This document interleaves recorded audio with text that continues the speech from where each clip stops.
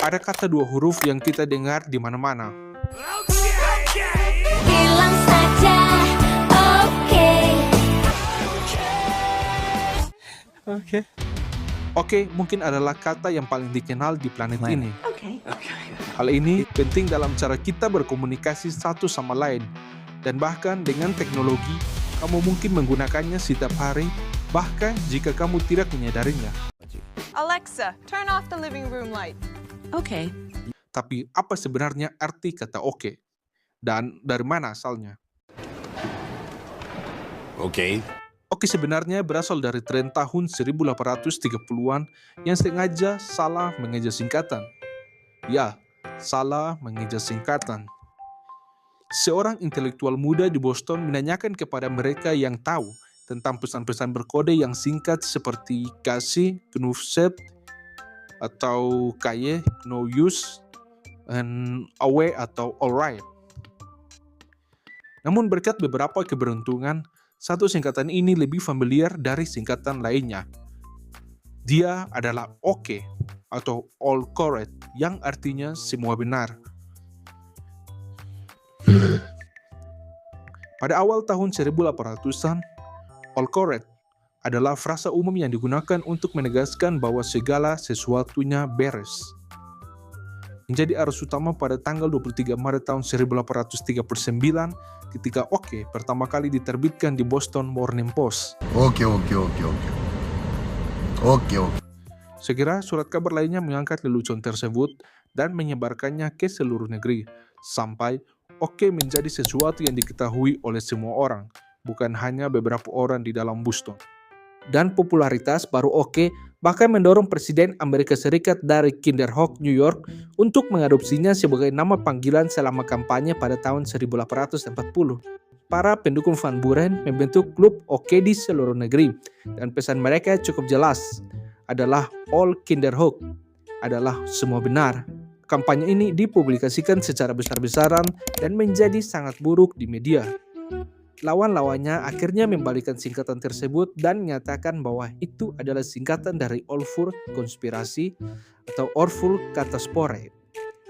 Kampanye presiden tahun 1840 dengan tegas mengukuh oke sebagai bahasa Amerika, dan meskipun singkatan serupa adalah ketinggalan zaman, oke menjadikan kata-kata tersebut dari bahasa gaul menjadi penggunaan yang sah dan fungsional untuk satu penemuan, yaitu telegraf. Jika kita menurunkan jembatan, arus mengalir ke sonder atau telegraf. Di ujung yang lainnya, arus memberi energi pada elektromagnetik dan ini menarik jangkar angker berbunyi klik pada siklop dan mengeluarkan pesan telegraf dan mulai dipakai pada tahun 1844. Hanya 5 tahun setelah oke, telegraf mengirim pesan singkat dalam bentuk pulsa listrik dan mengkombinasikan titik dan garis untuk melambangkan huruf alfabet. Panduan telegraf pada tahun 1865 bahkan mengatakan bahwa tidak ada pesan yang dianggap telah dikirim sampai kantor yang menerimanya memberi persetujuan yang berupa oke. Oke telah menjadi arus balik yang sangat serius. Namun ada alasan besar lainnya mengapa kedua huruf ini tetap bertahan. Dan ini bukan hanya karena keduanya mudah untuk dikomunikasikan. Ini ada hubungannya dengan tampilan oke. Atau lebih spesifiknya, bagaimana tampilan dan bunyi huruf K. Ya, sangat jarang untuk memulai sebuah kata dengan huruf K dalam bahasa Inggris. Kata tersebut berada di peringkat ke-22 dalam alfabet. Kelangkaan tersebut memicu munculnya crase for K pada pergantian abad di bidang periklanan dan percetakan, di mana perusahaan menggantikan huruf C dengan K untuk menarik perhatian Anda. Idenya adalah dengan memodifikasi sebuah kata seperti carpet liner, clear flux, atau kompor konkret. Ini misalnya akan menarik lebih banyak perhatian padanya.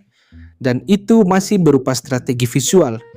Kita melihat K terwakili dalam logo perusahaan modern seperti Krispy Kreme atau Colgate. Huruf K lah yang membuat begitu terkesan. Pada tahun 1890-an, Asal-usul oke di Boston sudah banyak dilupakan, dan surat kabar mulai memperlibatkan sejarahnya. Seringkali mengabaikan mitos-mitos yang masih diyakini sebagian orang seperti klaim bahwa itu berasal dari kata koktau atau oke yang berarti begitulah adanya. Koktau memberi kami kata oke. Awal mula oke menjadi tidak jelas dan tidak terlalu penting lagi. Kata ini tertanam dalam bahasa kita. Saat ini kita menggunakannya sebagai afirmatif netral. I don't know what to say. Say okay. Okay. Settle then. Okay then. Okay then. Learn to truly love yourself. Okay. Okay, get yourself up here. Okay. Yang paling utama Alan Metcalf, ya itulah. Menulis sejarah definisi oke, dan dia menjelaskan bahwa kata menegaskan tanpa mengevaluasi. Artinya, kata itu tidak menyampaikan perasaan apapun. Kata itu tidak mengakui dan menerima informasi. Ini semacam refleks pada saat ini. Kita bahkan tidak mencatat seberapa sering kita menggunakannya. Mungkin itulah sebabnya oke bisa dibilang merupakan kata pertama yang diucapkan ketika manusia mendarat di bulan. 30 seconds. Contact light. Okay, engine stop. We copy you down, Eagle. Lumayan untuk lelucon klise dari tahun 1830-an. Baiklah, terima kasih teman-teman dan sampai jumpa di video selanjutnya. Thank you.